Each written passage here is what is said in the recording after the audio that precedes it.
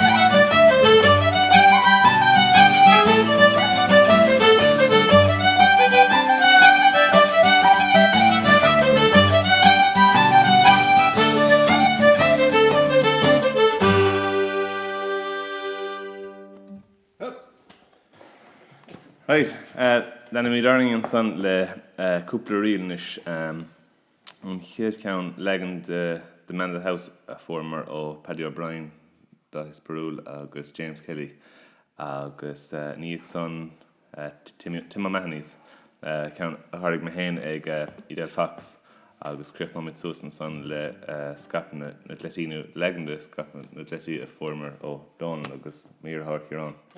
Agus ceann, yeah, come on.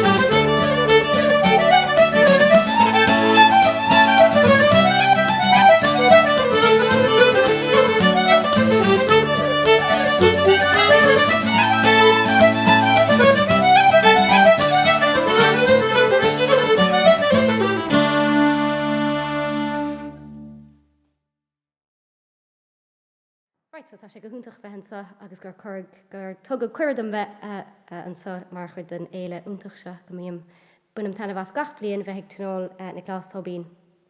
Tá chun tríle bhaint as árán a chum an file úntaach ó cheantar bhúsgraí sí sin mar a bhaoine léire agus de chum sí annach chuid árántaí ghfuil anna cháileartha ach seo ceann tapig agus an tanamatáir se ná maidin bhuch leabig bhuig. Maidin bhuch leabig bhuig de chuil gan Das maoine sa gur chuirdam dal muscail stick an fair. De bhfuil am si ciamh na hocht si ciara falt go réig. An chúlin glik bevrach ran an nell ran eisc. Machrí gur chréig a dhéirí cadin tír gur bastan bheith. An tú perlan til tongrig de ré gus stag na rec an tré. Nu déir de hog grach leab is cian den ishe callach le. Nu an van de rog le heilacht chra an túl am iger. An tú cléana gléic chuirdríocht is breid nó íbal jas gan chlín. Nó stoir an troir a glúis harmar gus dag na míle tre. Nó an vansach noch de hreach na cian an gléidís an chúlin tef.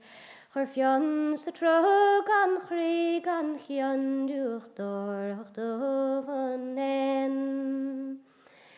Still áhar sin am a oigir sig chun gnín siad fám a scéil. Nís dóir mé a glúis harmar na bwysgol cad na tre. Den natives heard the blair me de hialra of gwell. Some chora din mor bos for me gomach le fang an le. A vaban tilt gervra kran an schnacht der knock le gren. Mar dag is taing broite me sní muire mahas on ben. The fossing shek an fjorling hu sní erud bad na spray. Ach ta moed ram le hoig nias on gors an acht rivre.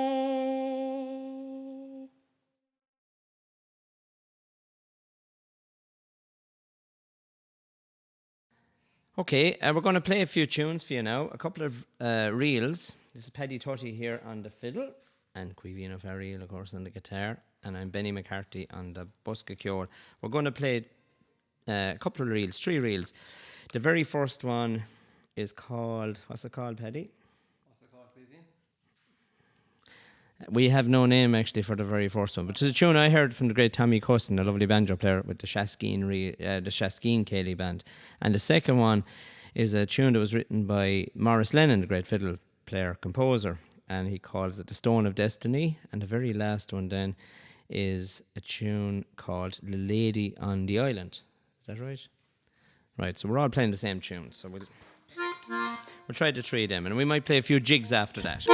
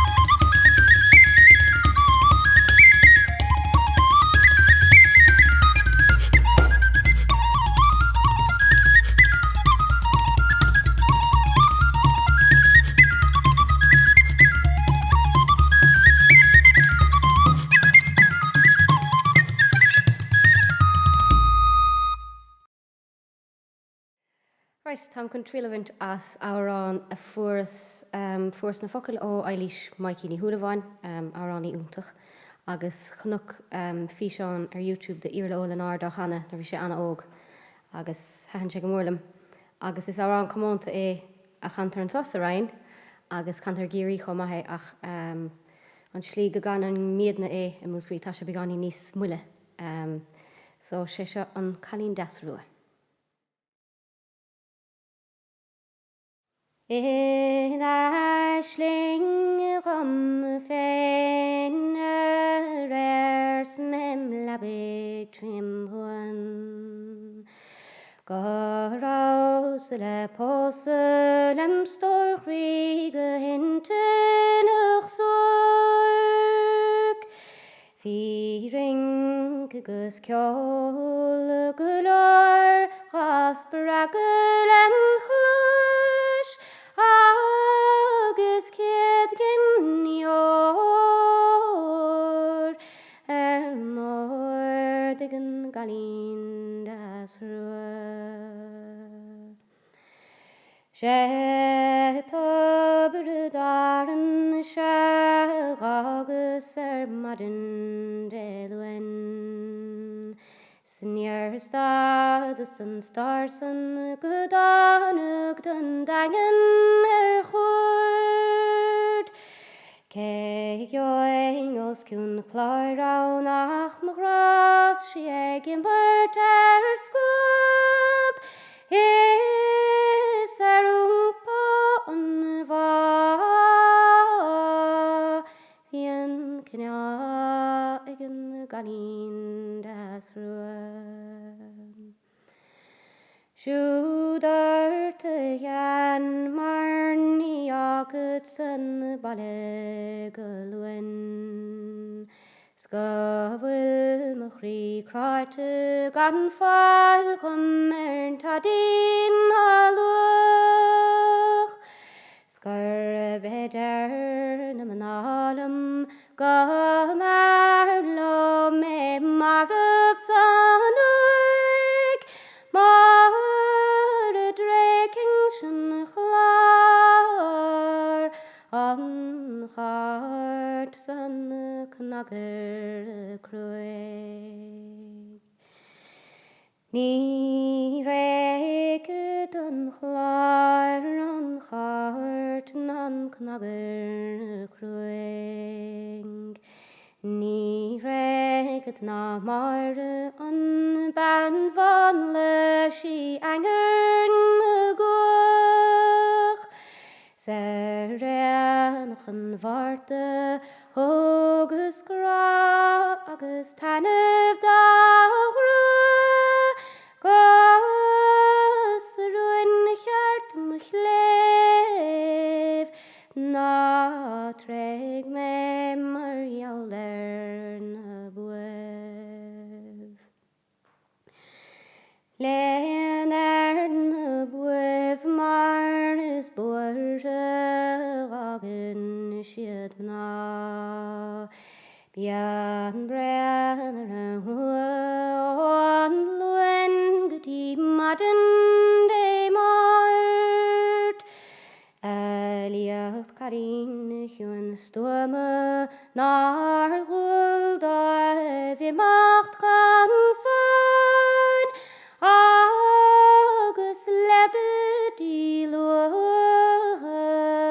buint buachis gus gradam náid Zach nox ne néadach siúpa vadwem Bavra hína Venus an spéir van si anger na goch Níl an chealúint sa tail an spéir go dtí an talamh anús ná arthg si gom féin agus freisin de méid si weim Níl tlaten san chil nafel snim van nun var. Níl draken san lín áirien variske snaf. Níl sagart sa riocht náirien chunafrin Chwadamig siwamse Ní mor nagam raham an la.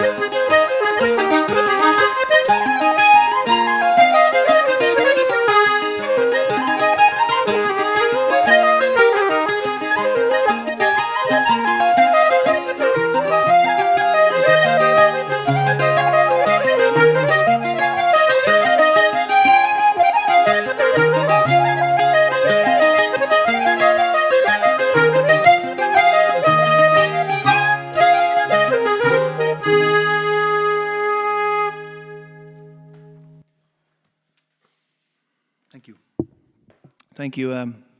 We're delighted to be here. Great to be invited to on Tionól to play a couple of tunes for you.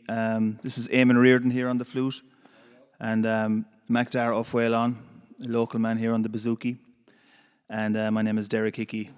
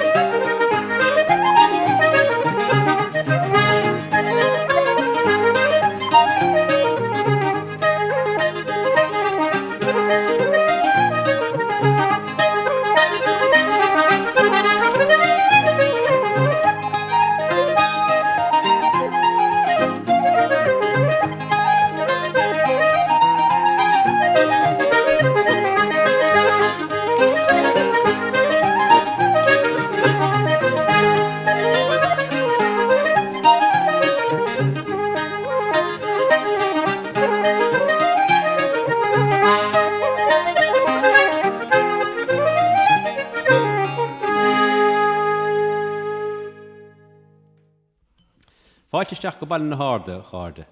Anás fadaring a bheith hensa chun cúpla port agus cúpla orainn a Rointlibh. And so, Taibhlom ha Donnchadha Clancy, ní hen strange sin sa dúigh sa, hena goibh go léir ar gháinil agus seo caramúrling sa Liam Flanagan. Ha sem reachtan túsa gáanta limní ach is de bhuna corcaíe is táidem ó Ghúchas, míle fáilte Liam.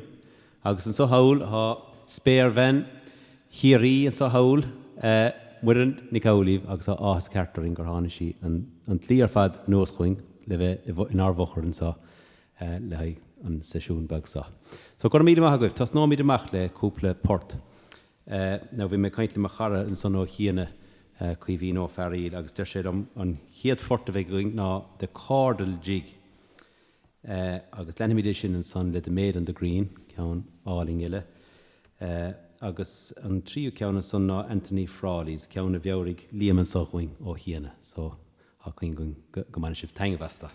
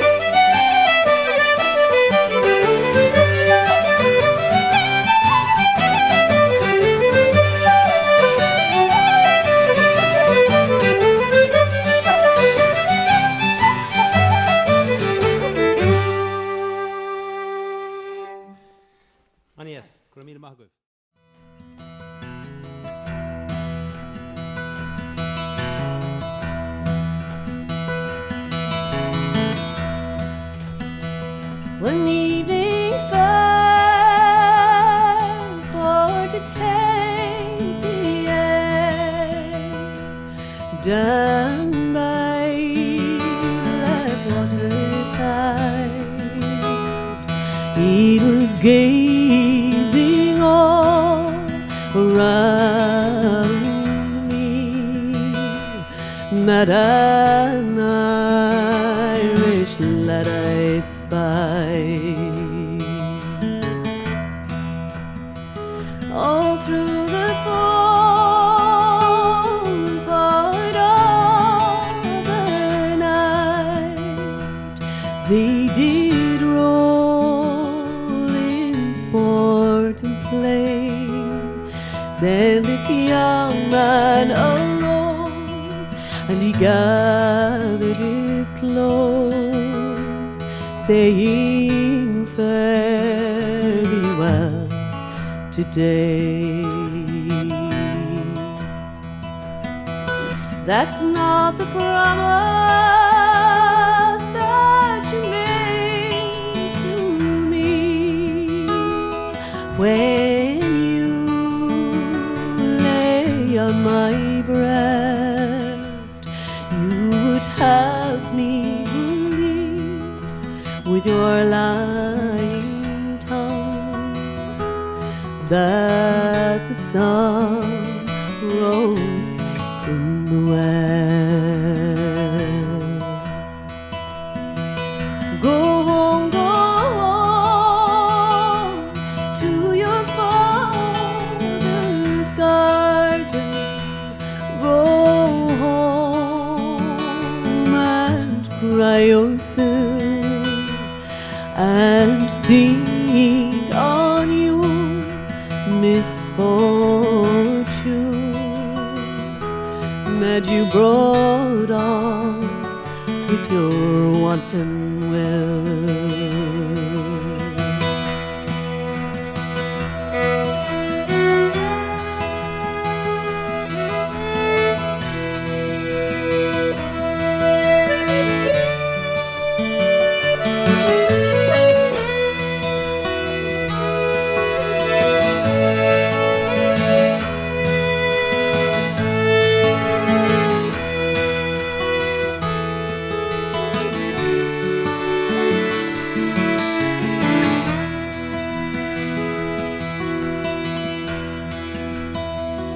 There's not a girl in this whole wide world more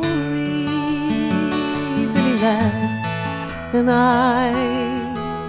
And when fishes can fly and the seas run dry, it is then that you'll marry I. It is then that you'll marry I.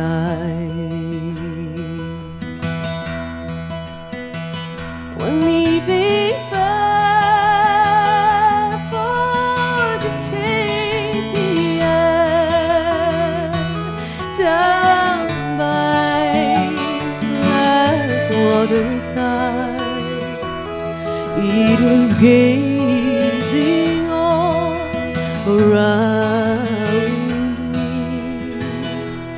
that an Irish lad I spied, that an Irish lad I spied, that an Irish lad I spied.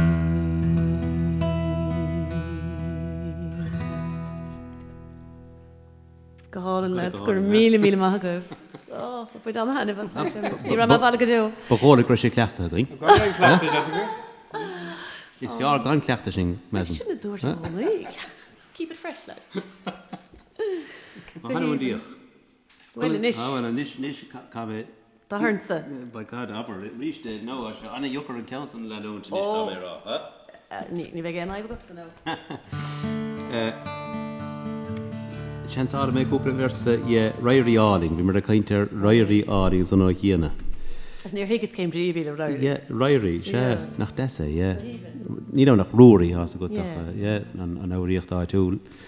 Donald tú steachlam le a heil. Hat tú gnúch bei nach mar rich gnúch to. Hat tú flat out howlen so. Flat out. Neach me chun gnúch so le séví leid. Her asistachtín quarantine.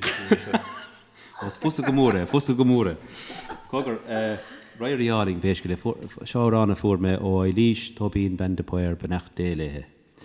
Bhí sí marach an son mar an stúach PS Ballí Roile de hógóchas tre fuair gan dat an ir a chéúra gain gan dat seo Tionól Nioclás Tóibín agus tre fuair Nioclás Ealaín thug dom ceansa. So seanáir me cúpla versaí, nada me Gwino mer is fad o dúirt me orainn. Cíimiid, Cíimiid ling. I like that. Kind of Sounds sad. good. Good start. Banan sé seo is tóm leis an 8ú híos déag agus leis na bucha Líbána agus fear dar bhenim rúí ó séasta a bharíag go feoltach. I hervel jans mer me hav labbe sinte. Sjajarke saut me vaher ga kraite si shirgal. O eiret hi fatrig nis kraite veg an krigo. Trefastach haraling Seachagus an mbuíochas. Fáilte van ná himig weim gan no bríd a scédam. Mar is Ceolchoirm a scédam gohfuil an scanéire Utreachta. Bedward si ban gan changid me nor hahigriaf an teho. Nes e crosserin a fadan Seachaug de fleder. Níor hiise an croside go hArda an leod. An súd a fuair men scafaide sa síntear sa pín féraun. Gan nainge beod a charidam da nachan a da garo. Nach saidúí ó hasanna gas mé na títhaibh leo. Gradis leis an figeach is laúr go séh leis. Cad dhéan an cholinbach ná ban fie chudeing. Ba Gearóid vias gan fragja spach an dúach an sciale. Na leo faoi mér lagnte Gaeltachta Nell Ní Chróinín. Bhí láige réirí áling á bhí láige mar bhí sé. Da bhfuil hachans na Comhairle agus lachochan sa díobhiad. Ní raibh gair ná chuil ná líf, nar fátarú ná réanúch, ná déanthach réirí áling, cadástíh len cheildar. Baial sa chos muire sníor chantí glón staco. Da coch sé na tithe an man godín marsos. Nach ní seo há sé malta gam, is mid am me chaine. Áin sé pósas ganadach, hog tarkish nid a hArda. Scríhe mishe litir, nagus cuiridí fehel. Sias godís na crahig, no an marin siadrachar. Ní valle coin nas moar, ga coin ní paro. Na pegetach nas leute, nagus Fuaim codelu. Seo árán hagan ó inis ficilán ceantas na blascéadaí agus is tócha go bhfuil níos mó aithne seo mar fán máil part na bucaí is sanamda agus muintir I hála go há lóite leis agus thug Tomás ódálaigh tam na hinise tam na leán na focailsa a maithir agus sé dúirte ná go gaha tú creidúint sa scíal chuin an tárán sa rá agus is tócha bhfuil na scéad tlaiste ag forhhar gaibh go raibh bhí iscaire hama ar bharige lábháin agus a chola sé an ceol sa techt chuige ar na gaotha agus dhíime sé a bhaile agus thug sé an bhailín an ósón telf nó penáit na raibh sé agus hasan sé sémint go dtí go raibh an fáin gur sin an ahra síana a bhéir an geol a bhí cloisteige agus deirtar beidir gur míl mór a bhí a canna nó déanamh gleoigint nó beidir gur rón a bhí ann nó beidir gur sió go bhí ann agus cinnte leis na focail sa duisi le an legan san don scéal.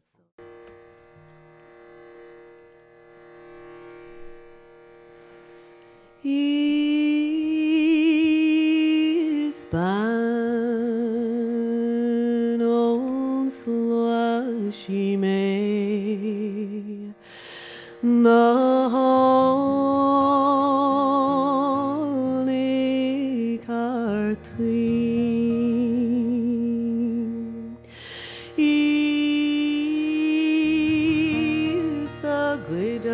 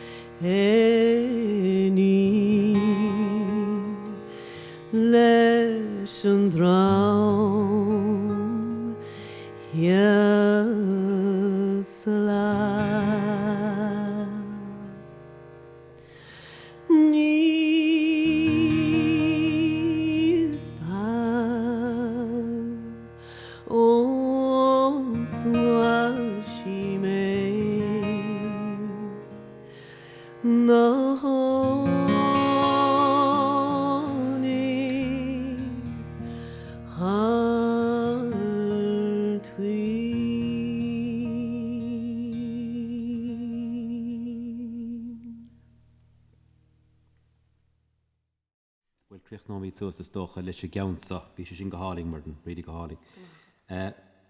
Cúpla riil mar chríochanis agus an chiad ceann de baizeh bell na hinch is tádam a bhaiste gar sin, isn't that right, Liam? De baizeh bell na hinch an chiad ceann. An son Armand Sound agus an tríú ceann ná de tSathairn jacket ceann a chum Connie O'Connell. Agus dyn amach beidir gur chum Paddy O'Brien an ceann sa lár. An Gearta go. Paddy Hibredar. Yeah, Paddy Hibredar na chum ceann sa lár. So lenne míad ling. Saise. Gur míad amach goibh. Ba chuin gur bhaintsibh tainge bhesan Shellbug in our bhochar gur míad amach goibh.